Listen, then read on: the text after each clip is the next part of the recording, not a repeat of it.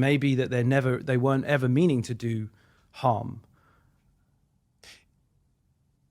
Well, I think I asked you when I said, 30 years time, you said that there will be like human level intelligence. You'll be interacting with, this new species. But the species, for me to think the species will want to interact with me feels like wishful thinking.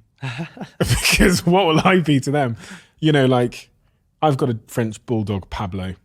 And I can't imagine our IQ is that far apart. In relative terms, the IQ between me and my dog Pablo, I can't imagine that's that far apart. Even when I think about, is it like the orangutan where we only have like 1% difference in DNA or something crazy?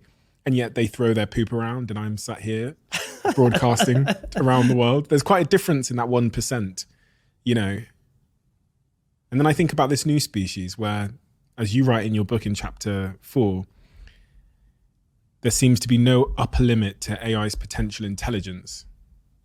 Why would such an intelligence want to interact with me? Well, it depends how you design it. So I think that our goal, one of the challenges of containment, is to design AIs that we want to interact with, that want to interact with us, right?